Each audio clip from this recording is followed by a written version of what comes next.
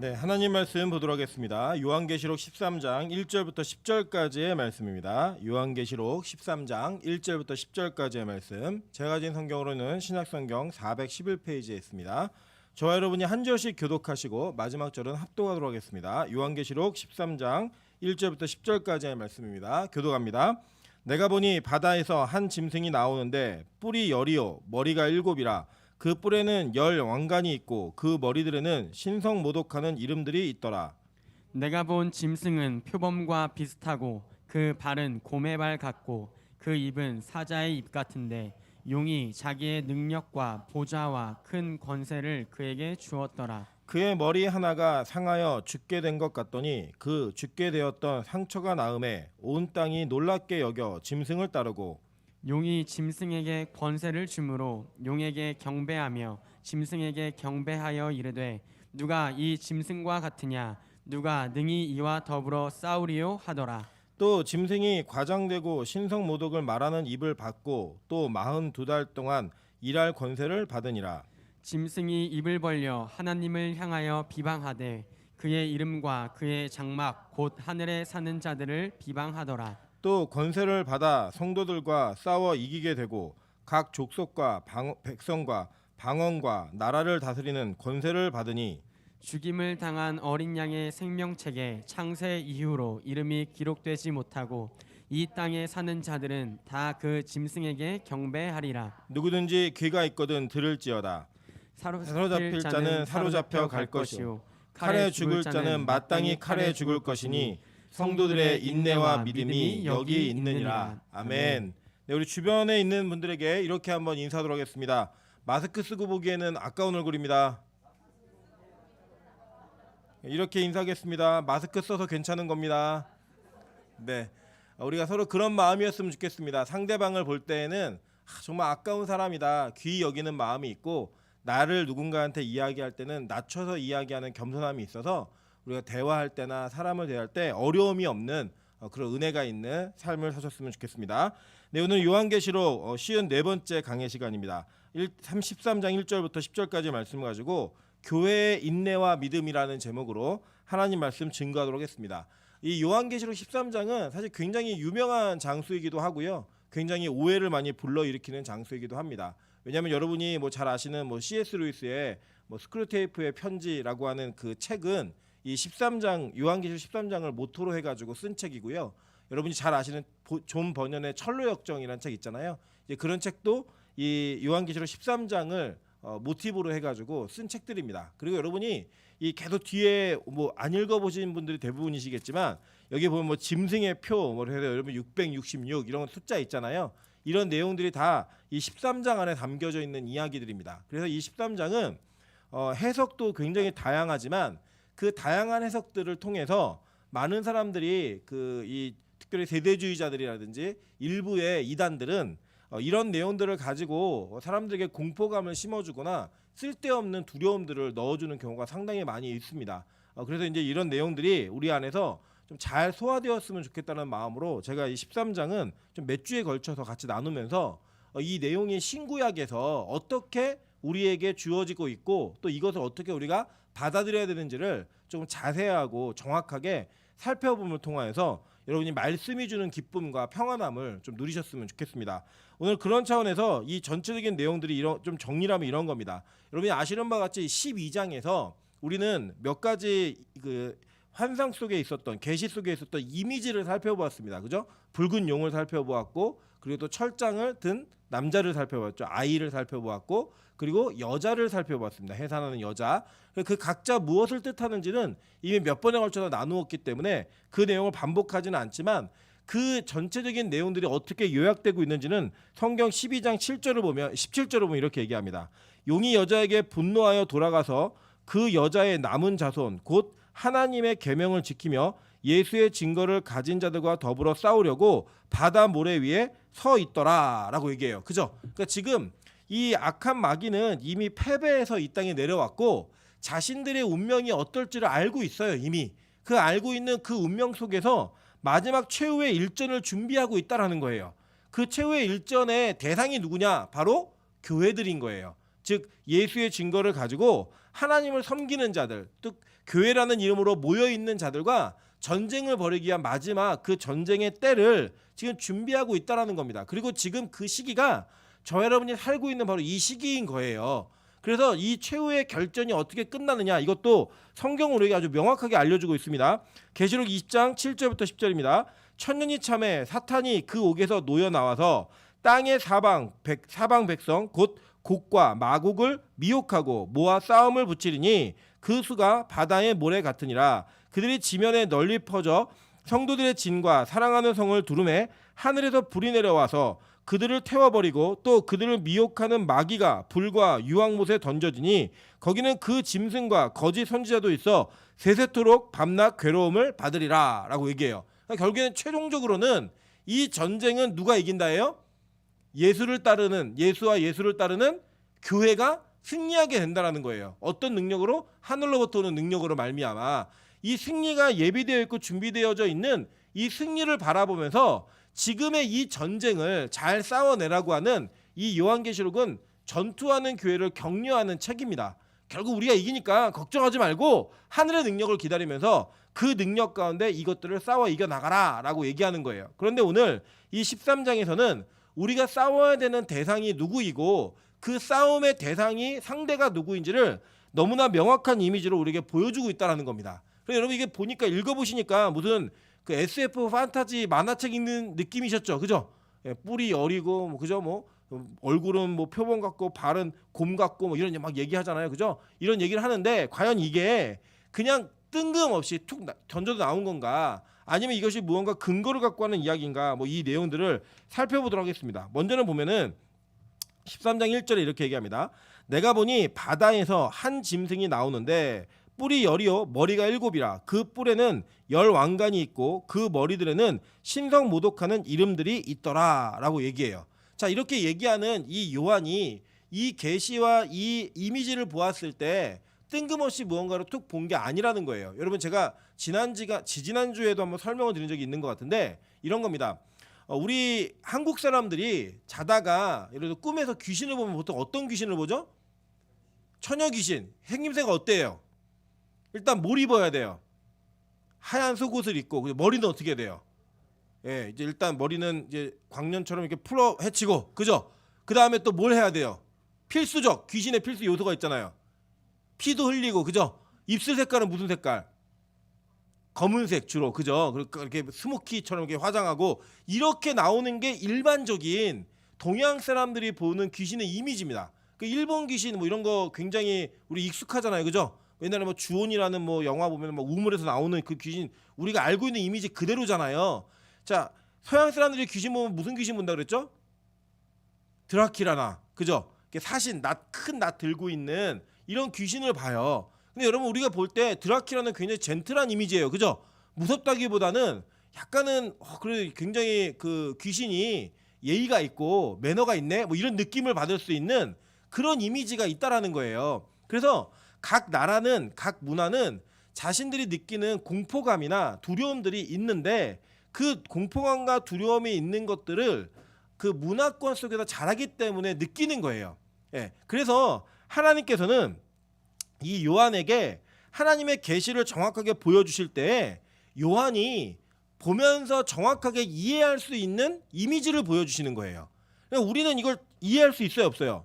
이해 잘 못하는 거예요. 왜냐하면 우리는 유대인이 아니기 때문에. 그런데 이 요한은 이 이미지를 보면서 이게 뭘 말하는지를 정확하게 알 수 있었다라고 하는 겁니다. 실제로 이 이미지는요, 그냥 요한이 처음 본 이미지가 아니에요. 이 이미지는 어디에 나오는 이미지냐면요, 이 이미지는 이미 구약에서 한번 언급되었던 이미지입니다. 자, 그 내용 한번 보도록 할게요. 다니엘 7장 1절부터 8절입니다.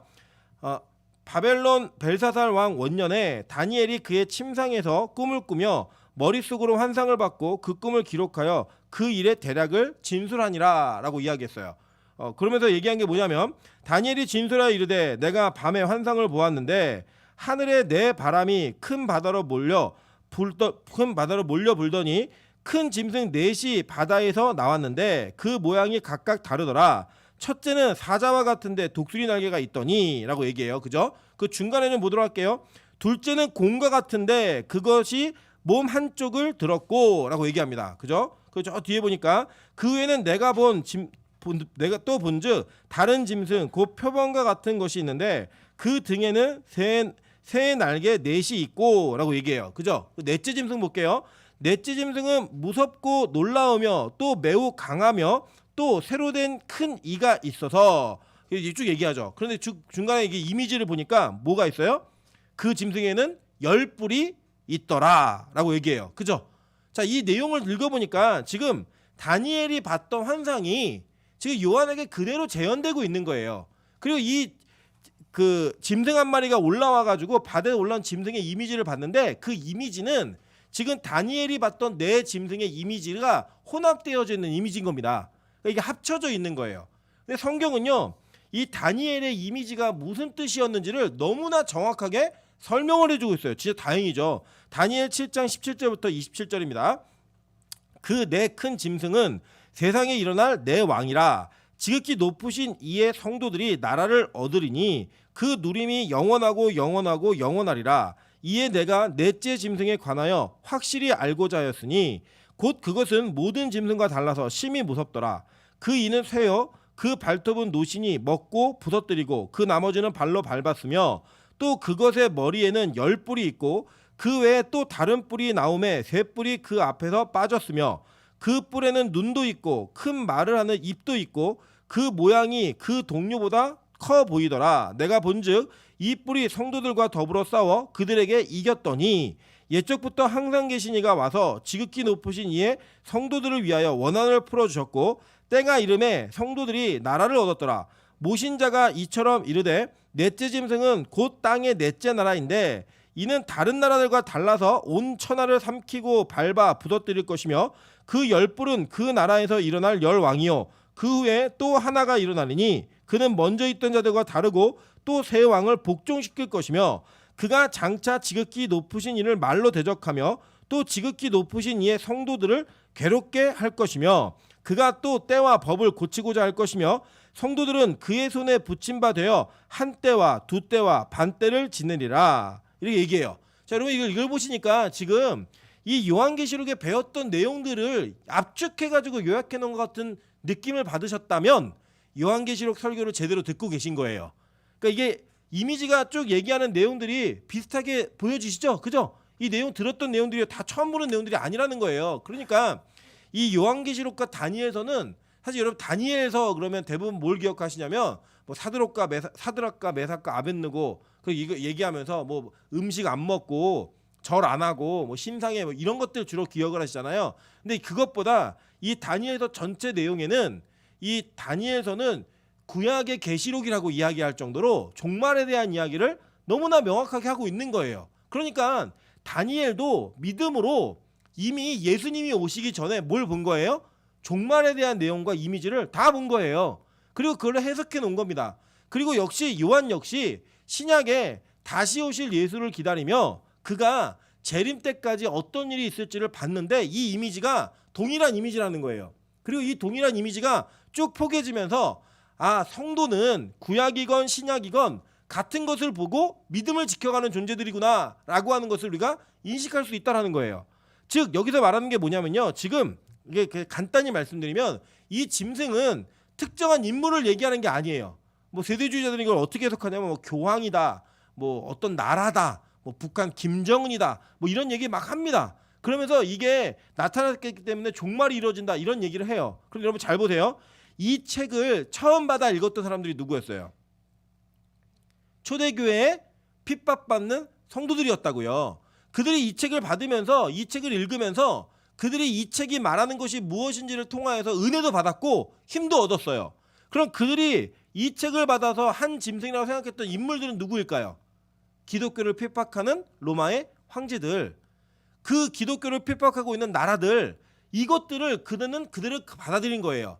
즉 이것은 이 역사 전체 인류의 역사 가운데 특정한 한 인물을 가르치는 것이 아니라 전체가 혼합되어진 기독교를, 즉 하나님의 나라를 대적하고 하나님의 나라를 방해하는 모든 인물들과 나라들, 힘 있는 자들을 상징하는 짐승이라는 거예요. 그러니까 이거는 예전에도 있었고 지금도 있었고 앞으로도 있다 없다? 있는 거예요. 언제까지요? 주님 다시 오셔서 모든 전쟁이 끝나는 그때까지 최후의 전쟁으로 말미암아 영원한 새하늘과 새 땅이 이루어지는 그날까지 이 전쟁은 계속 반복되는 전쟁이라는 겁니다. 즉 교회는 역사 속에 시대 속에 누군가에 의해서 어떤 특정한 조직에 의해서 핍박을 받고 그들에게 공격받는 것이 너무나 지극히 당연한 일이고 그 당연한 것이 하나님의 통치와 계획으로부터 왔다라고 하는 것을 성경은 우리에게 증명해주고 있는 거예요. 왜냐 여기 보니까 우리 읽으셨지만 5절에 보시면 본문 5절입니다. 또 짐승이 과장되고 신성모독을 말하는 입을 받고 또 42달 동안 일할 권세를 받으니라 라고 얘기해요. 그죠? 그러니까 그 7절 보세요. 또 권세를 받아 성도들과 싸워 이기게 되고 라고 얘기해요. 성도들을 이긴대요. 이들이. 여러분 우리 다니엘서도 읽었죠. 그죠? 이게 뭐 했어요? 성도들을 이긴잖아요. 그죠? 성도들이 이게 뿔이 나와갖고 그 뿔이 성도들과 더불어 싸웠는데 어떻게 됐어요? 이겼다라고 얘기해요. 이겼다라고. 이런 현상과 이런 증상들이 있다라는 거예요. 현상 속에. 계속 볼게요. 그 우리 다니엘서 아까 읽다만 부분 계속 읽습니다. 그러나 심판이 시작되면 그는 권세를 빼앗기고 완전히 멸망할 것이요 나라와 권세와 온 천하 나라들의 위세가 지극히 높으신 이의 거룩한 백성에게 붙임받으리니 그의 나라는 영원한 나라라 모든 권세에 있는 자들이 다 그를 섬기며 복종하리라 라고 얘기해요. 이게 뭐예요? 최후의 심판이 완성되어졌을 때 어떤 일이 일어나는지 다니엘이 봤다 안 봤다? 봤다는 거예요. 여러분 이게 너무나 신기하죠. 그죠? 다니엘은 예수님을 못 본 사람인데 다니엘서에 여러분 예수님이 이 땅에 오셔가지고 인자가 얘기하시잖아요. 그죠? 그게 뭐 숙자, 인자 이런 이름이 아니고요. 사람의 아들이라는 표현인데 그 인자에 대한 내용이 처음 기록된 게 어디냐면 다니엘서예요. 다니엘은 믿음으로 이미 구약시대에 종말이 이루어질 모든 내용들을 다 본 거예요. 그래서 그는 이미 예수님이 어떤 분이시고 하나님이 어떻게 이 땅에 오셔서 이 모든 일들을 종료하실지 본 겁니다. 뭘로요? 믿음으로요. 그러니까 우리도 역시 이 땅을 살면서 믿음으로 살면 예수 그리스도를 말미암아 승리되어지는 하나님의 나라를 볼 수 있다 없다? 있는 거예요. 그러니까 천국은 우리에게 이미 왔어요 안 왔어요? 온 겁니다. 그런데 아직 안 온 거예요. 시간 안에서는. 근데 이미 우리가 온 거라고요. 제가 쉽게 이런 얘기 드렸잖아요. 여러분 매주 토요일마다 로또 복권 당첨번호를 발표하죠. 그죠? 그리고 이제 어제 발표한 거예요. 근데 여러분이 예를 들어 1등이 당첨이 되셨어요. 그러면 어제 발표되어진 그 번호로 내일 어제 돈 찾아요 못 찾아요? 못 찾아요. 언제 찾아요? 내일 찾아요. 그죠? 그러니까 월요일이 돼야지 가는 거예요. 여러분 만약 되면은 월요일 날 가시겠어요? 안 가시겠어요? 가잖아요. 그죠? 그런데 여러분 오늘 여러분에게 누군가가 축하해 1등 됐다며 로또 이렇게 얘기하면 여러분이 아니야 안 된 거야 이렇게 얘기하시겠어요? 아니면 얘기하지 마 소문내지 마 이렇게 얘기하시겠어요? 후자죠. 그죠? 소문내지 마 얘기하지 마 이미 된 거예요. 자기는. 왜요? 돈은 왔어요 안 왔어요? 안 왔어요. 그런데 당첨은 어제 됐다고요. 어제. 그리고 돈은 언제 찾아요? 내일 찾는데 생각만 해도 기쁘잖아요. 그죠? 내일 찾는데 우리는 돈이 있는 사람이 없는 사람이에요. 있는 사람이에요. 여러분 예를 들어서 어제 우리 뭐 배상기 집사님이 로또 1등이 되신 거예요. 제가 배상기 집사님 집사님 오늘 점심 쏘시죠? 그럼 집사님 없는 형편에 쏘시겠어요 안 쏘시겠어요? 쏘죠. 소고기 드시자고요. 소고기. 이 얘기합니다. 아직 없지만 돈은 왜요? 내일 반드시 올 거니까. 이해되시죠? 무슨 말인지. 믿음으로 천국을 본 자들, 믿음으로 최후의 승리를 믿는 자들은요 이렇게 사는 거예요. 이 땅을 이미 이긴 거예요. 확실히 이길 거니까 100% 이길 거니까. 그런데 지금 그 승리는 아직 오지 않았지만 나는 이길 사람이기 때문에 나는 이길 존재이기 때문에 이 세상을 다른 사람들과 똑같이 살지 않는 거예요. 천국의 백성으로 사는 거예요. 그걸요 성경은 믿음이라고 얘기하는 겁니다. 오늘 이 다니엘도 그랬고요 요한도 그랬고 교회들에게 이 성경을 읽고 있는 자들에게 이걸 정확하고 분명히 말해주는 거예요. 너희들 이길 거야. 반드시 이길 거야. 그런데 그 이기는 과정 가운데 뭐가 있는 줄 알아? 핍박이 있고 고난이 있고 패배가 있어. 걱정하지 마. 그래도 이길 거니까. 이 얘기를 해주고 있는 거예요. 여러분 무슨 말인지 이해가 되시죠? 여러분 실제로요 우리가요 이 승리를 아무리 많이 얘기해도요 여러분의 삶이 그렇지 않아요. 여러분 매주 살면서 죄에 지고 여러분 자신에게 지고 악한 마귀의 전쟁에서 패배하는 일들이 너무나 많아요. 우리 믿음이 낙심되고 내 믿음이 온전하지 못하고 하나님을 바라보는 그 신뢰가 떨어지고 그것이 자꾸 우리 안에서 상실되어지는 느낌을 우리 매번 받습니다. 여러분 한 주 동안 죄 안 짓고 오신 분 없잖아요. 죄 안 짓고 오시면 손 들어보세요. 손 드는 순간 죄를 짓는 거예요. 그죠? 거짓말의 죄를, 거짓 증언의 죄를 짓는 거라고요. 우리가 승리하는 백성인데, 우리가 승리가 약속되어진 백성인데 왜 자꾸 지느냐는 거예요. 왜? 성경이 그렇게 우리에게 약속해놨어요. 이런 일이 벌어진다라고 얘기했다고요. 10뿔을 가진 그 짐승이 우리를 이겨요. 우리를 통치해요. 언제 동안요? 42달 동안에 우리에게 그 권세를 가지고 우리를 죽이기도 하고 우리를 넘어뜨리기도 하고 우리를 박살내기도 한다라는 거예요. 성경이 그렇게 얘기하고 있어요. 성경이. 여러분 이 한 짐승이요. 어떤 짐승인지 보세요. 이 짐승이요. 내용이 특이합니다. 보니까 2절 보세요. 내가 본 짐승은 표범과 비슷하고 그 발은 곰의 발 같고 그 입은 사자입 같은데 용이 자기의 능력과 보좌와 큰 권세를 그에게 주었더라 라고 얘기해요. 자, 그러니까 용이 12장에 있었던 붉은 용이 이 짐승에게 권세를 주는 거예요. 그죠? 자기의 권세를 대신 줘요. 그리고 난 다음에 보세요. 3절 보시면 그의 머리 하나가 상하여 죽게 된 것 같더니 그 죽게 되었던 상처가 나음에 온 땅이 놀랍게 여겨 짐승을 따르고 라고 얘기해요. 그죠? 자, 지금 이 이미지를 여러분 잘 기억해 보시면 이거 뭐랑 비슷한데 라고 하는 것들을 받으셔야 돼요. 첫째. 자, 그게 뭐냐면 이거예요. 첫 번째는요. 하나님이 이 땅에 예수 그리스도를 보내시면서 자신의 권세를 주셨어요? 안 주셨어요?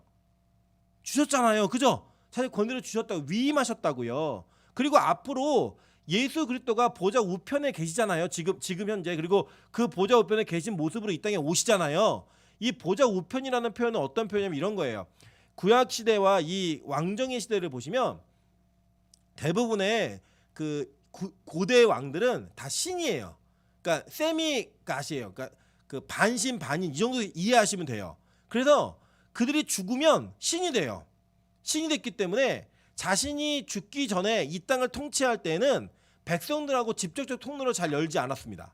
누구에게 권세를 위임했는가? 오른편에 있는 자에게 권세를 위임합니다. 그래서 그 위임한 자를 통하여서 백성들과 대화하고 중재자가 있었어요. 그 이미지가 지금 성경에서 말하고 있는 예수 그리스도와 하나님과 우리 인간들 사이의 이미지랑 동일하게 겹치는 거예요. 제사장도 똑같은 이미지예요. 그 이미지로 겹치는 거예요. 그걸 누가 흉내내고 있느냐? 이 악한 마귀, 짐승이 흉내를 내는 거예요. 자, 그러면 또 한 가지 뭘 흉내냈죠? 예수님께서 십자가에서 돌아가신 이후에 3일 만에 부활하셨죠. 그죠? 그 부활하신 그 이미지를 누가 똑같이 흉내내냐? 짐승이 흉내를 내는 거예요. 그 흉내를 내므로 말미암아 사람들이 놀라는 거예요. 그러니까 예전에 예수님께서 십자가에 돌아갔다 부활하셨다라고 하는 것은 우리 믿는 자들에게는 큰 기쁨이에요. 기적이고요. 그런데 이것을 믿지 않는 자들에게는 환상과 같은 이야기인데 이게 실제적으로 보여질 만큼 너무나 확연하고 너무나 뚜렷한 실제적 현상 가운데 힘을 얻는 자가 나타난다는 거예요. 이 세계 속에서. 어떻게 인간이 그럴 수 있어? 어떻게 사람이 저런 일을 이뤄낼 수 있지? 라고 하는 기적적인 일들, 이런 일들이 막 일어나서 기독교와 반대되는, 그리고 성경의 이 원리와 진리와 전혀 연관성이 없는 일들을 이루어가면서 우리에게 압박을 하고 나는 사람들이 그걸 막 따라요. 막 따르면서 우리 기독교의 정신과 예수 그리스도와 십자가의 정신을 가진 자들이 야, 너희들 이렇게 멍청하게 사냐? 너희들 이렇게 바보처럼 사니? 라고 얘기할 수밖에 없는 그런 문화와 분위기를 만들어낸다라는 거예요. 누가요? 짐승이요. 이걸 그대로 흉내내는 거예요. 그대로. 여러분 보세요. 마귀는요 흉내를 냅니다. 출애굽기 20장 18절부터 19절에 보면요, 하나님이 사람들과 대화할 때 어떻게 하셨는지를 우리 성경은 얘기하고 주고 있어요. 무 백성이 우레와 번개와 나팔 소리와 산의 연기를 본지라 그들이 볼 때에 떨며 멀리 서서 모세에게 이르되 당신이 우리에게 말씀하소서 우리가 들으리이다. 하나님이 우리에게 말씀하시지 말게 하소서 우리가 죽을까 하나이다 라고 얘기해요. 그러니까 하나님과의 관계 속에 백성들이 신의 산에 나타난 예수 하나님의 그 모습이 너무나 무서우니까 모세에게 부탁을 해요. 제발 하나님을 이렇게 직접 얘기하지 말고 당신이 대화하고 나와서 우리에게 얘기해주면 우리가 들을 테니까 제발 하나님을 우리에게 직접 얘기하지 말게 해주세요 라는 부탁을 합니다. 그래서 모세가 그 역할을 하는 거예요. 광야 생활 계속 하는 동안에 그 역할을 하는데, 자 보세요. 모세가 부르심을 받을 때 이 부르심을 받는 장면 가운데 이 내용이 그대로 반복이 되는 것들을 보게 됩니다. 출애굽기 4장 14절부터 17절입니다. 여호와께서 모세를 향하여 노하여 이르시되 레위 사람 내 형 아론이 있지 아니하냐. 그가 말 잘하는 것을 내가 아노라. 그가 너를 만나러 나오나니 그가 너를 볼 때 그의 마음에 기쁨이 있을 것이라. 너는 그에게 말하고 그의 입에 할 말을 주라. 내가 내 입과 그의 입에 함께 있어서 너희들이 행할 일을 가르치리라. 내가 너를 대신하여 백성에게 말할 것이니 그는 내 입을 대신할 것이요 너는 그에게 하나님같이 되리라. 너는 이 지팡이를 손에 잡고 이것으로 이적을 행할지니라 라고 얘기해요. 자, 이게 보세요. 지금 이게 하나님이 모세한테 야 너 가, 백성 가서 고해와 애굽 가서 그랬더니 아 나 못 가요 라고 얘기하니까 별 핑계를 다 댑니다. 마지막 핑계가 뭐냐면 나 입이 뻣뻣해서 말을 못하는 사람이에요. 그럴 때 하나님 노를 하시면서 야 네 형 아론 말 잘하잖아. 내가 너 아론을 네 옆에 붙여놓을 거야. 그래서 내가 너를 이 애굽의 이 바로 앞에서 하나님처럼 되게 할 거야 라고 얘기를 해요. 그런데 그 내용을 보시면 이런 거예요.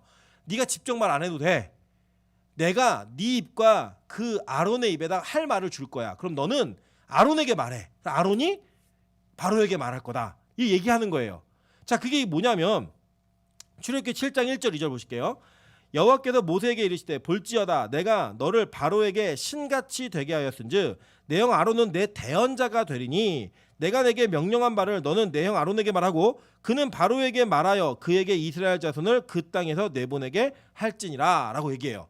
자, 그러니까 이게 뭐였냐면요. 고대에 왕이 하나님을 무시한 채 자기가 신이라고 생각하는 왕들이 했던 모든 것들이 이런 형태였어요. 왕이 직접 얘기 안 해요. 누구한테 얘기하면 총리한테 얘기하는 거예요. 야, 저기 미나 형 죽여. 직접 얘기 안 해요. 그리고 총리가 미나 형을 죽여라 라고 얘기하면 이렇게 죽이는 거예요. 그러니까 여러분 이게 그 요셉이 총리였잖아요. 그러니까 요셉이 실질적 애굽 통치자예요. 실질적으로 그 애굽을 통치했던 거예요. 이런 형태로 있으니까 하나님이 모세를 보낼 때 하나님이 직접 말하지 않게 하는 거예요. 똑같이 얘기하는 거예요. 이렇게 아론에게 얘기했고 말하게. 그래서 신과 신의 전쟁처럼 보여지게 만든 거예요. 하나님과 이 전쟁. 자, 이거 보세요. 원래는 하나님께서 이러한 시스템으로 우리에게 말씀하셨어요. 그리고 이렇게 이걸 세우셨는데 이 땅에 세상의 권력자들과 세상에 힘 있는 자들이 이걸 그대로 흉내내는 거예요. 하나님을. 여러분 잘 보세요. 제가 이런 얘기 하더라고요. 그 유교적 제사, 불교에 있는 사람들이 기독교를 넘어오면 기독교 안에서 예배드리는 모습 가운데 자기들과 비슷한 게 되게 많대요. 동일한 원리들이 엄청 많대요. 이런 얘기를 해요. 저는 불교에서 한 번도 불공을 드려본 적이 없어서 잘 모르겠어요. 근데 비슷한 게 많대요. 예를 들면 여러분 그런 거 있잖아요. 향 피우는 거. 원래 이게 구약에서 이 성막의 제사가 있을 때 향연이 뭐냐면 향이 나는 연기예요. 그 연기를 성막 안에 가득하게 했어요. 물론 지금 교회에서는 그렇게 하지 않지만 구약의 제사가 그랬다고요. 그런데 그걸 불교에서 하잖아요. 그죠? 그래 하면서 이 모든 것들이 이 땅에 우리 짐승이 우리 성도들을 미혹하기 위해서 하나님 같은 모습으로 우리를 자꾸 미혹하는 거예요. 그리고 불교의 기적이 있어요, 없어요? 있습니다. 불교의 이적이 있어요, 없어요? 있다고요. 제가 말씀드렸잖아요. 예전에 어떠한 영상을 제가 소개받아서 잠깐 봤는데 조로아스타교의 사제 하나가 절벽 끝에서 지팡이 위에 서가지고 설교를 해요. 그걸 여러분 예를 들어 제가 지팡이 위에 서서 설교한다. 여기 위에 올라가 설교한다. 여러분 얼마나 신기하겠어요. 사람 모아오겠어요, 안 모으겠어요? 그때 우리 교회 소문나겠죠. 야, 우리 교회 목사님은 이 판넬 위에서 설교를 해. 와서 구경해봐. 뭐 설교 중요하잖아요. 이 정도 능력이 있으면요, 그냥 여러분한테 오늘 은혜 받고 돌아가세요. 이 얘기 한마디 하고 내려 다 은혜가 돼요. 야, 저기 섰어. 이거 하나로 은혜가 된다고요. 그런 일들이 이방 종교에 있어요, 없어요? 있다고요. 여러분 방언이요 기독교 안에만 있는 거 아니에요. 이방인들도 이 하나님을 섬기지 않는 이단들도 다 해요. 근데 문제는 뭐냐? 그들이 하나님 같은 흉내를 낸다는 거예요. 그리고 보세요. 신천지가 막 유행하잖아요. 이 신천지가 여러분 전혀 다른 교리를 갖고 오지 않아요. 걔네들이 뭘 갖고 얘기하는지 아세요? 성경 갖고 얘기해. 성경 가지고 얘기하면서 잘못된 진리를 가르친다고요. 그러니까 이 악한 마귀는 얼마나 교묘한지 저와 여러분의 인생에 예를 들어 여러분에게 누군가 뭐 이단이 전도하는데 이단은 다 뿔이 달려 있고 막 피 질질질 흐르고 막 이러면 가겠어요, 안 가겠어요? 안 가요. 근데 너무 매력적인 거예요. 너무 합리적인 거예요. 마찬가지로 여러분 어떤 이런 아주 유치한 예를 들었지만 여러분이 교회 안에서 올바르게 배우지 않는 진리들이 여러분에게 동의를 이끌어낸다고요. 막 긍정적으로 말해라. 나 잘 될 거야. 나는 무조건 돈 벌 거야. 나는 무조건 연봉 10억이 될 거야. 이런 얘기를 계속 하는 거, 그게 힘 있다. 그렇게 된다. 진짜 있어요. 된다고요. 그런 것들이. 그런 거 되는 것들을 여러분 들으면 여러분 생각 속에 나도 그렇게 해봐야지. 이거 괜찮은 거 아니야? 이런 생각 든다 안 든다? 든다고요. 나 시집 갈 수 있어. 난 갈 거야. 반드시 갈 거야. 이런 얘기 아침마다 일어나서 그렇게 하면 될 거라고 믿어요. 그리고 실제 되는 사람들은 간증을 해요. 그게 됐다고. 여러분 보세요. 여러분 그 다단계 가보셨어요? 다단계? 저는 가본 적은 없어요. 가본 적은 없는데 다단계 가면요 이렇게 한대요. 가둬놓고 성공한 사례 다이아몬드급까지 올라간 이런 사람들이 자기 통장 진짜 실제 까면서 계속 얘기한대요. 계속 이게 진리다. 이거 외에는 방법이 없다. 여러분 역전할 수 있는 유일한 방법이 이거다. 계속 얘기한다는 거예요. 그리고 거기 갇혀가지고 계속 듣다 보면 아 맞아. 저렇게 살아야 돼. 나도 이렇게 멋지게 살아볼 수 있겠다. 나도 저렇게 돼야지. 이렇게 해서 거기 다 들어가갖고 돌아보지 않고 자기 직업도 다 내팽개치고 가정 내팽개치고 그거 하더라는 거예요. 그걸 하는 게 힘이 생겨요. 그게 진리 같아요. 교회 안에 이런 논리가 진짜 많이 들어와 있어요. 번영신학 잘 돼야 돼. 뭐 예수 믿으면 다 성공할 수 있어.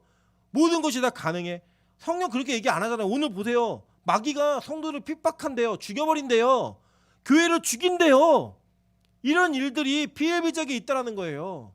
그럼에도 불구하고 우리는 너무나 합리적이에요. 너무나 성경 해석이 명쾌해 보여요. 내 인생에 내 삶에 너무 도움이 돼 보이는 거예요. 이런 모든 내용들이 그걸 따라가는 거예요.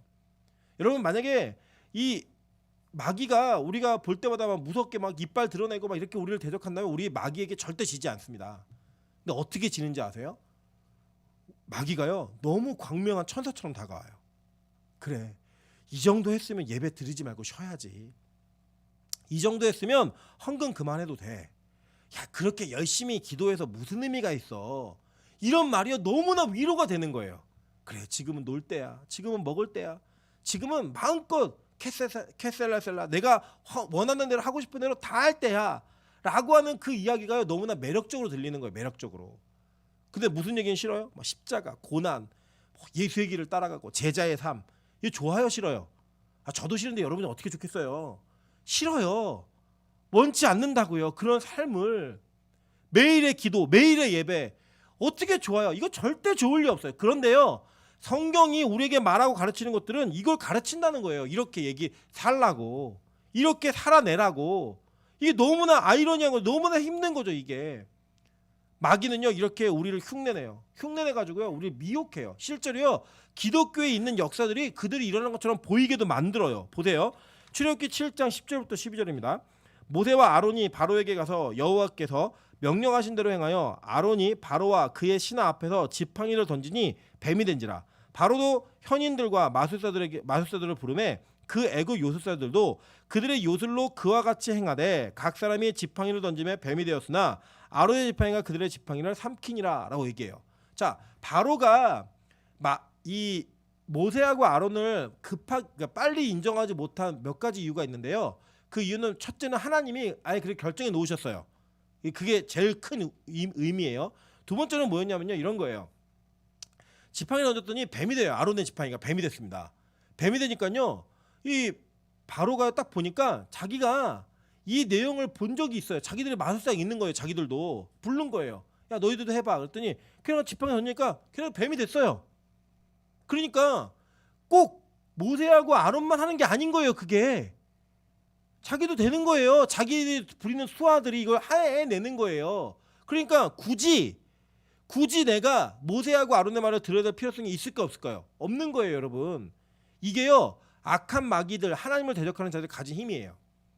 만약에 교회에만 사람의 변화가 있다? 아니에요. 여러분 단식원에 들어가도 변해요. 사람이 책 하나 읽고도 변한다고요.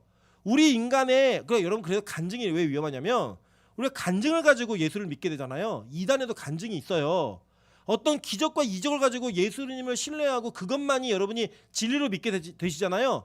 여러분 예수가 아닌 다른 것들을 믿는 종교들에게도 그런 현상들이 있다고요. 사회가 그렇게 해줄 수 있을 것 같아요. 여러분 실제로 여러분의 기도가 능력 있어 보이세요? 돈이 능력 있어 보이세요? 여러분 뭐 기도해가지고 여러분 뭐 등록금 해결 안 돼도 등록금 해결됐어요. 기도 열심히 해가지고. 근데 부잣집 애들은 기도 안 해도 등록금 해결되더라고요. 열심히 하나님을 찾지 않아도 자기 인생의 어려운 문제가 해결되더라고요. 그냥 우리는 아무것도 없으니까 진짜 피 터지게 기도해야 시집가고 장가 가잖아요. 그죠? 근데 있는 집 애들은요, 피 터지게 기도 안 해도 가요. 그냥 놀고 먹고 꾸미고 세상 거 다 해도 가요. 그러니까 우리가 어떻게 되는 거예요? 굳이 기도할 필요 없겠네. 돈 벌어야겠네. 학벌을 높여야겠네. 이 세상에 힘을 가져야겠네. 이렇게 간다고요. 그래서 교회가 그걸 쫓아가요.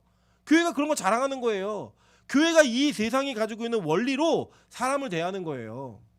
그래서 여러분 그 예전에 그 남대문에 있는 한 교회가요. 그 남대문에 여러분 그 우리 권사님들은 좀 아실 거예요. 옛날에는 이 짐을 날라주는 지게꾼들이 있었어요. 엄청 큰 짐 막 그 지게를 정말 높이 쌓아가지고 야 사람이 저걸 들고 다니는 게 느낄 정도 그런 이 지게를 지는 분들이 계셨거든요. 그런 분들 중에 한 분이 되게 큰 대형교회 장로님이 되셨어요. 그게 기독교의 화제였어요. 이게 왜 화제여야 돼요? 여러분 초대교회 때는요 노예가 감독이 됐다니까요. 그리고 그 주인이 그 교회 성도였어요. 그 일이 가능했다고. 이상한 게 아니었어요. 거기는 믿음으로만 결정하는 거였기 때문에, 하나님의 선택으로만 세워지는 거였기 때문에 전혀 이상한 일이 아니었는데, 지금 이 시대에는 그렇게 지게를 지는 분이 대형교회 장로가 됐다라고 하는 것 자체가 큰 화제예요. 왜요? 교회가 병든 거예요. 돈 있고 힘 있고 능력 있는 자만 교회에서 일꾼으로 세워질 수 있고 권사가 되고 장로가 되고 직분자가 될 수 있다라는 암묵적인 룰이 세워진 거예요. 암묵적인 룰이. 그게 교회라고요. 진짜 그래요. 어떤 대형교회는요 장로가 되면 1억을 내야 돼요. 1억을. 필수예요. 그냥 그게. 우리 교회도 그러면 좋을까요? 네. 우리 김선혜 씨는 굉장히 두려움에 떨고 계신데, 네. 그렇게 된다면 여러분 돈 없는 사람은 평생 믿음 있어서 장로 못하는 거예요. 권사가 되면 5천만 원이래요. 그러면 우리 지금 두 분의 권사 예정자분들이 계신데 이분들 다 내려놓으셔야 돼요. 투표 없던 걸로 하고 난 그만하겠다. 그게 만약에 교회의 원리라면, 교회가 가진 힘이라면, 여러분 이 땅에 진짜 믿음은 어디서 찾아야 돼요? 진짜 하나님의 원리는 어디서 찾아야 돼요? 우리 교회는 그런 교회 안 만들 겁니다. 우리 교회는 아무것도 없는 무일푼이어도 진짜 믿음이 있고 교회를 섬기고 하나님을 사랑하는 그 사랑이 공동체 안에서 확인되어지면 모두가 다 자격이 있는 거예요. 믿으십니까? 여러분 동의하십니까? 그게 교회인 거예요. 앞으로 마찬가지예요. 여러분 이게 뭐 전도사, 뭐 목사 다 이렇게 있지만 요새 제 친구들이 이제 청민 간다고 막 이렇게 가기도 하고 개척한다고 막 하기도 해요. 근데 보면요 이런 게 있어요. 교회가 담임 목사를 찾을 때 학벌을 봐요. 어느 대학을 나왔지? 박사학위가 있나 없나? 그리고 공부를 얼마나 했지? 얼마나 좋고 오래된 큰 교회에 있어봤지? 이런 경험들을 다 찾아내요. 그게 없으면 이력서를 내도 되지도 않아요. 아예 들춰보지도 않고 이력서 낼 생각도 하지 않아요. 요새는 전도사들 뭐 다 마찬가지예요. 확 내면은 그 사람들이 가지고 있는 스펙이 뭔지를 봅니다. 그걸 가지고 사람을 뽑아요. 예뻐야 되고 막 이래요. 근데 우리 교회는 그런 교회는 아닌 것 같아요. 너무 감사해요. 저는 일단 그런 게 없어요. 그런 고스펙자가 아니에요. 그냥 제가 공부하고 싶어서 조금 더한 거 그거 있지만 그렇다고 그게 어디다 내놔도 야 공부 진짜 많이 했네 그런 사람 아니에요. 저는 유학 가려고 준비했다가 하나님께 두들겨 맞아가지고 유학 갈 만큼 모아놨던 돈이 빚이 됐던 사람이기 때문에 저는 유학에 뭐 유학자도 그러니까 그 꿈은 꿔서 봤지만 가보지도 못했어요. 그냥 꿈이었어요 진짜. 그런데 여러분 너무 감사한 건 이 교회는 저를 선택하셨어요. 여러분의 믿음이 수준이에요. 우리 교회 보세요. 이주영 목사님, 노대현 전사, 어떤 애도 부끄러운 사람들이에요. 이력서 가지고 어떤 애나도 다 될 수 있는 사람들이 아니에요. 근데요 하나님의 인도하심 가운데 하나님이 우리 교회에 보내주신 일꾼이라고 믿고 함께 해왔던 거예요. 앞으로도 우리 교회에 이제 교육자리 세워질 거예요. 우리 이제 뭐 다음 주에 우리 또 이명이 이렇게 소개를 하겠지만 우리 민하영 전사 안 예쁘잖아요. 내 다음 주에 전도사로 임명이 될 건데 근데요 우리 교회는요 하나님 보내주신 일꾼이에요. 그 아무 조건 없는 거예요. 보내주신 일꾼이라면 그게 교회의 원리여야 된다고요. 근데 교회가 이런 원리들을 다 무너뜨리는 거예요. 그리고 세상의 원리 다 갖고 오는 거예요. 흉내냈던 이 짐승의 권세와 이 힘을 받아가지고 그게 사는 거예요. 그리고 거기에 굴복되어지고 군림하고 이런 관계성을 가진 이 삶에 너무나 익숙해져 있는 그런 교회. 이 교회가 뭐예요? 짐승에게 짐승을 숭배하고 따라가는 교회인 거예요. 짐승을 섬기는 교회라고요. 제가 예전에 제 선배님이 제 설교를 어떻게 우연히 좀 들으신 것 같아요. 그래가지고 저를 좀 이렇게 통화를 하면서 얘기를 뭐라고 하시냐면 얘기하더라고요. 야, 너 너무 강하면 부러져. 그러니까 적당히 타협도 좀 하고 좀 세상이 원하는 것들, 그들이 듣고 싶은 것들도 좀 들려줘. 그래야 오래 간다. 이 얘기를 해요. 제가 그래서 뭐 선배님이니까 네 알겠습니다라고 얘기하고 끊으면서 뭐라 하냐면 그래 뭐 짧게 하고 말지 얘기했어요. 그래 부러지고 말지 얘기했어요. 왜냐? 아니 성경이 명확하게 얘기해 주잖아요. 성경이. 그리고 여러분 저는요. 제가 여지껏 태어나가지고 지금까지 오면서 이러한 믿음과 신앙을 지켜왔던 사람이 아니에요. 저는요. 이 세상의 번영신학의 최첨단의 끝을 달렸던 사람이라고요. 여러분 그래서 그러잖아요. 그 뭐 예전에 우리 노전사님이 설교하면서 그렇게 얘기하더라고요. 목사님 옛날 그 자랑한다고. 자랑 아니에요. 제가 그게 자랑이라면 다 붙이고 다닐 거예요. 저는 저 옛날에 성공했던 걸 붙이고 다닐 거예요. 저는 그게 자랑 아니에요. 제가 그 얘기하는 이유는 뭐냐면 제가 해봤더니 아무것도 아니더라. 오히려 그게 날 죽이더라 이거예요. 저는 굉장히 어린 나이에 그리고 여러분이 저게 가능할까? 라고 생각하는 그 나이에 다른 사람들이 꿈꿀 수 없는 자리를 가봤어요. 여러분 너무 죄송하지만 제가 그 대학교 1학년 2학년 때 지금보다 돈을 더 많이 벌었어요. 네. 그리고 제가 이 땅을 살면서 부교육자 때도 제가 지금보다 돈을 더 많이 만졌고요. 저는 사람들이 막 이렇게 괜찮은 자리까지 갔다라고 얘기하는 게 30대 20대 후반 30대 초반이었어요. 그때 제가 그 위치에 있었다고요. 근데 제가 그게 저의 힘이 되니까요. 하나님이 되더라고요. 제가 제일 커요. 뭐 결정도 제가 하고 뭐 기도는 그냥 통보해요. 하나님 내가 이거 할 거니까 응답하세요. 하나님 내가 이 일을 원하니까 이루셔야 돼요. 그게 제 인생이었어요.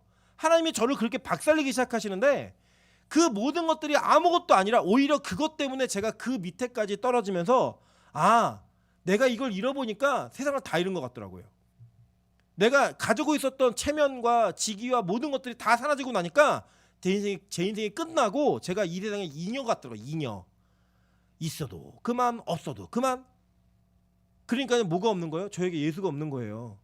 저에게 복음이 없었던 거예요. 저는 그 끝을 갔다 온 사람이에요. 갔다 왔기 때문에 다시는 글로 갈 수가 없고요. 안 갑니다. 이 얘기 뭐냐? 여러분은 이 교회를 섬기는 이 교회에서 돌아가시는 분은 죽을 때까지 이 고난의 이야기를 들으셔야 돼요. 이 믿음의 이야기를 들으셔야 돼요.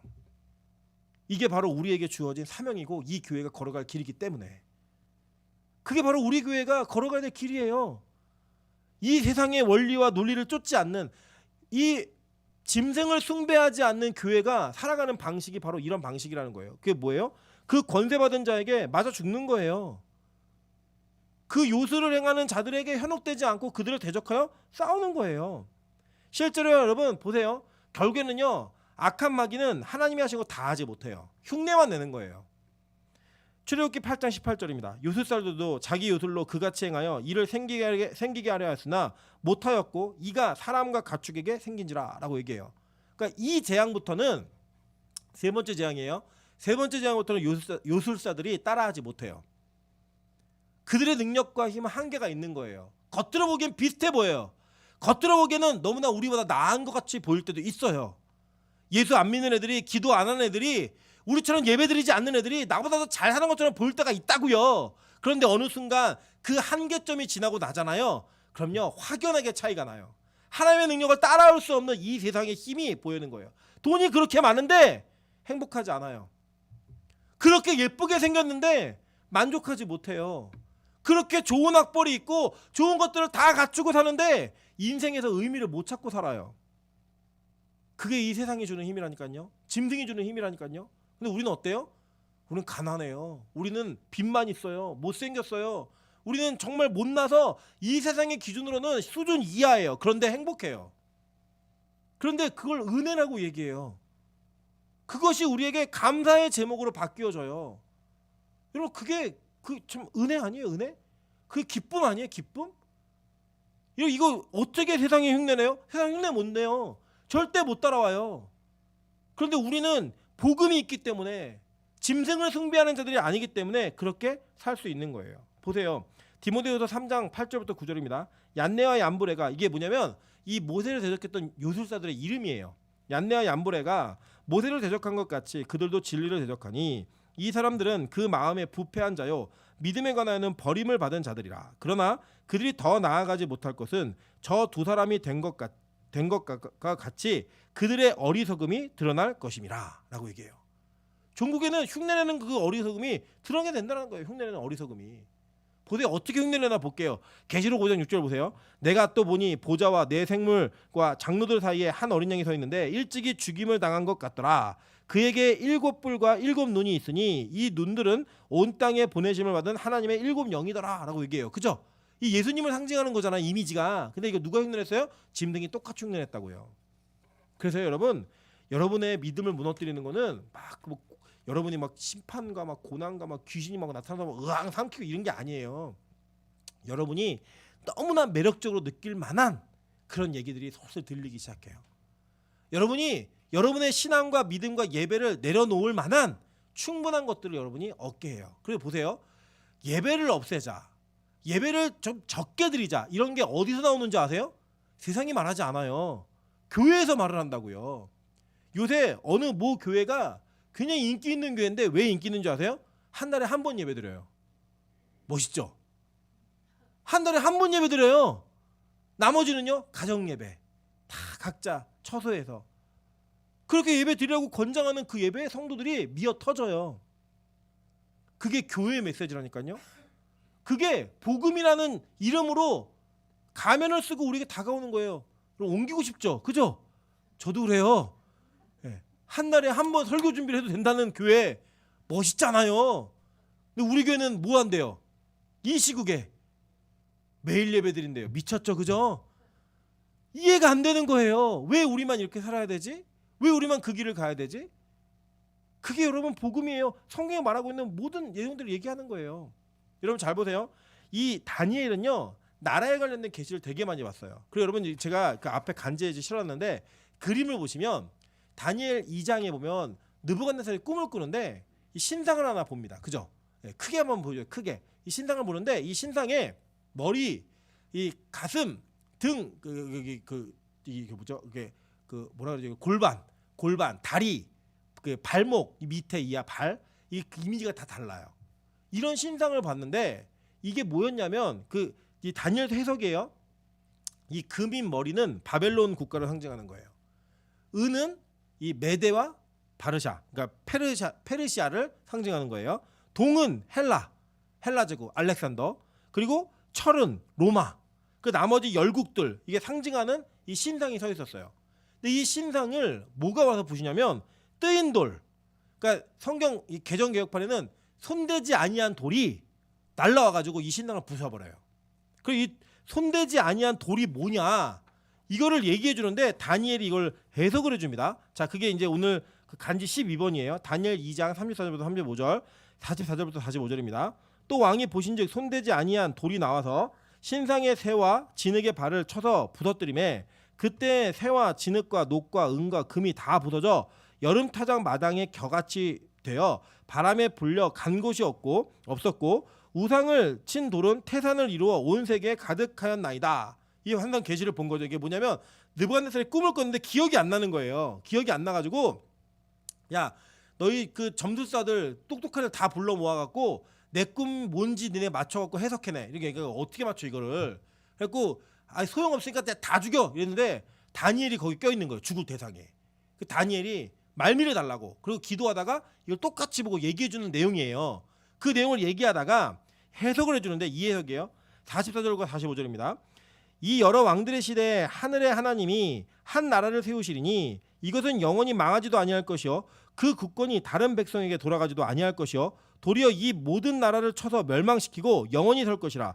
손대지 아니한 돌이 산에서 나와서 새와 녹과 진흙과 은과 금을 부서뜨린 것을 왕께서 보신 것은 크신 하나님이 장래 일을 왕께 알게 하신 것이라. 이 꿈은 참되고 이 해석은 확실하니이다 라고 얘기해요. 그죠?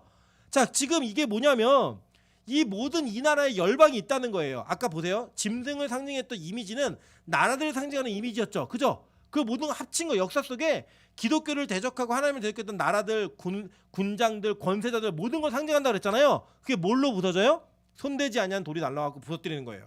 그 돌이 뭐예요? 바로 예수 그리스도인 거예요. 그래서 이 돌을, 그래서 성경에는요 하나님을, 예수님을 자꾸 반석이라고 표현하는 거예요. 그래서 제단을 쌓을 때 다듬지 아니한 돌을 갖고 쌓으라고 얘기하는 거예요. 그 반석이 이 모든 나라를 다 무너뜨리고 영원한 나라로 서게 된다라는 것을 누가 봤어요? 다니엘도 봤고 누구도 봤어요? 요한도 봤고 누구도 봐야 돼요. 우리도 봐야 되는 거예요. 안 망할 것 같은 재벌들이 망하고 안 죽을 것 같은 사람들이 죽어요. 그리고 이 세상의 권력자들, 힘 있는 자들이 영원할 것 같아도 그 모든 권력이 다 무너지는 걸 보면서 그래, 역시 무너지지 않는 영원한 권세와 그 영원한 나라는 뜨인 돌, 손대지 아니한 하나님의 나라 외에는 없어. 이걸 믿는 거예요. 그걸 보는 거예요. 그러면서 뭘 참아내는 거냐? 그 짐승이 가지고 42달 동안에 우리를 죽일 권세를 받았다고요. 그 권세를 견뎌내는 거, 그거를 성경은 믿음이라고 얘기하는 거예요. 그걸 뭐라고 얘기하냐? 인내라고 얘기하는 거예요. 오늘 그게 성경이 말하고 있는 내용입니다. 보세요. 출애굽기 17장 6절입니다. 내가 호렙산에 있는 그 반석 위 거기서 내 앞에 서리니 너는 그 반석을 치라. 그곳에서 물이 나오리니 백성이 마시리라. 모세가 이스라엘 장로들의 목전에서 그대로 행하니 라고 얘기했어요. 그죠? 그러니까 이게 이 이미지예요. 이게 있었던 일이에요. 실제로. 시편 18편 31절입니다. 여호와 외에 누가 하나님이며 우리의 하나님 외에 누가 반석이냐라고 물어요. 그죠? 하나님 반석이라고 표현해요. 고린도전서 10장 4절이에요. 바울이 해석합니다. 다 같은 신령한 음료를 마셨으니 이는 그들을 따르는 신령한 반석으로부터 마셨음에 그 반석은 곧 뭐예요? 그리스도시라. 명확하게 얘기해 주잖아요. 그죠? 그 돌이 날라와가지고 이 세상의 모든 권세를 다 무너뜨린다는 거예요. 다. 여러분, 근데 이걸 듣다 보면은 기억력이 좋으신 분들은 이거 성경이 좀 모순이네라는 느낌을 받으셔야 돼요. 왜 그러냐면 분명히 우리가 11장에서 뭘 배웠냐면 11장 3절에 내가 나의 두 증인에게 권세를 주리니 그들이 굵은 베옷을 입고 1260일을 예언하리라 라고 얘기하면서 그 뒤에 나온 얘기가 뭐냐면요, 이 1260일이 42달이에요. 아시죠? 42달 동안에 그들이 예언하는 동안에 권세를 받아갖고 땅과 하늘을 쥐락펴락해요. 그들을 지킨다고 했어요. 그런데 오늘 보니까 또 42달 동안에 이 짐승이 누굴 죽인대요? 성도를 죽인대요. 교회를 박살낸대요. 이게 안 맞는 것 같아요. 여기서는 분명히 지켜준다고 했는데 여기는 죽어요. 자, 보세요. 이게요 같은 거예요. 뭐냐? 우리가요 믿음을 지키고 승리하는 것은 이 땅에서 고난받아 죽는 거라는 거예요. 세상 사람들이 볼 때는 믿음을 지키는 게 죽는 거예요. 고난받고 힘든 인생을 사는 거예요. 그들이 볼 때는, 그래서 그들 입장에서는 자기들이 승리한 것 같아요. 성도의 입장에는 그게 죽는 것 같아요. 근데요 오히려 하나님은 뭐라고 말씀하시냐면 그렇게 핍박과 고난 가운데 믿음을 지키며 죽는 게 승리라고 말하는 거예요. 우리 지난 시간에 배우셨죠? 기독교인들이 뭐로 이겨요? 뭐로 싸우고 뭐로 승리하는 거예요? 이 세상을? 죽어서, 고난으로, 그걸로 승리하는 거예요. 우리가 이 땅에서 삼성보다 돈 더 많이 벌어갖고 내가 삼성 무너뜨려야지, 내가 어떤 사람보다 더 유능하고 더 특출난 사람이 되어서 이 세상의 권세자들 위에 서서 복음을 전해야지. 아니에요. 그거는 하나님이 줄 수도 있고 안 줄 수도 있는 하나님의 역할의 문제이지 여러분의 비전으로 성취되는 문제가 아니라고요. 하나님이 여러분을 그냥 가난한 인생으로 살아서 죽게 작정하시기로 하셨으면 그렇게 사는 거예요, 우리는. 그런데 거기서 믿음을 지키는 거예요. 평생 몸이 아픈 몸을 가지고 복음을 지키고 하나님을 섬기는 인생으로 우리를 부르셨으면 우리 그렇게 사는 거예요. 그렇게 죽는 거예요. 그게 믿음이에요.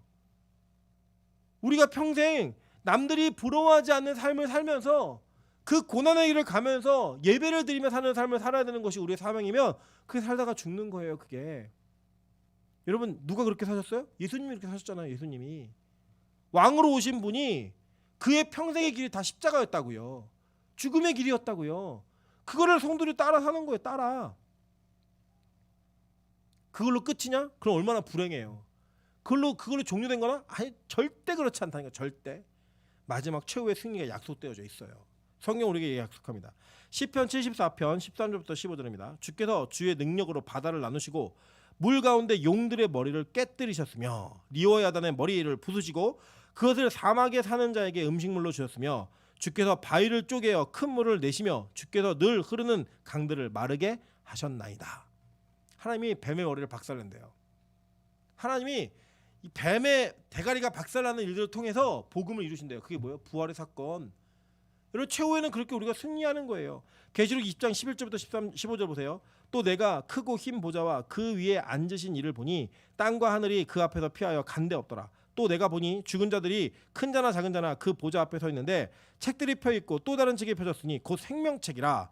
죽은 자들이 자기 행위를 따라 책들에 기록된 대로 심판을 받으니 바다가 그 가운데에서 죽은 자들을 내주고 또 사망과 음부도 그 가운데서 죽은 자들을 내주매 각 사람이 자기 행위대로 심판을 받고 사망과 음부도 불못에 던져지니 이것은 둘째 사망 곧 불못이라. 누구든지 생명책에 기록되지 못한 자는 불못에 던져지더라 라고 얘기해요. 오늘 본문에 나오잖아요. 그죠? 죽임을 당한 어린 양의 생명책에 창세 이후로 이름이 기록되지 못하고 이 땅에 사는 자들은 다 그 짐승에게 경배하리라. 짐승을 따르는 자들, 짐승에게 빌부터 성공하는 사람들, 우리가 볼 때 이 세상적 기준으로 부러웠던 그 사람들이요 다 뭐로부터 탈락한대요? 생명책으로부터 탈락하는 거예요. 그럼 뭐예요? 불못에 던져지는 인생이 되는 거예요. 여러분 이 땅에서 우리가 길게 살아야 몇 년 살까요? 뭐 이제 그 기대 수명이 많이 늘어났잖아요. 그죠? 저도 이제 그 실비보험을 들을 때 보험 해주시는 설계해주시는 권사님이 얘기하시더라고요. 아마 목사님 시대에는 100살까지 살 수 있으니까 100세 보험을 드시라고. 그래서 저도 100세 보험을 들었어요. 예, 그래서 저는 100세 이전에 죽을 거예요. 왜냐면 제가 100세에 죽으면 저희 아내가 95세거든요. 그럼 95세 보험금이 나와도 저희 아내가 그 돈을 못 써요. 그래서 저는 저희 아내에게 돈 쓰는 기쁨을 주고 싶어요. 돈 쓸 수 있는 건강함이 있을 때 제가 죽을 거예요. 예. 100세를 못 살 거예요. 그게 길게 잡아서 100세 산다고 그게 가정을 할게요. 예. 그럼 100세 동안에 짐승을 섬기고 짐승을 따라 살면 이 세상을 남들보다 조금 여유 있고 그리고 여러분 조금 풍요롭게 사실 수 있을 것 같아요.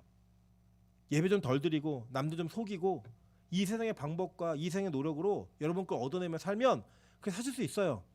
하나님 신뢰하지 않고 열심히 공부하고 여러분 자기 개발하면 여러분 연봉 좀 높여가지고 여러분 그렇게 사실 수 있어요. 제가 여러분 열심 이 정도의 열심의 예배의 열심을 이 세상의 열심으로 옮기시면요 여러분 그 정도는 하실 수 있으실 거예요.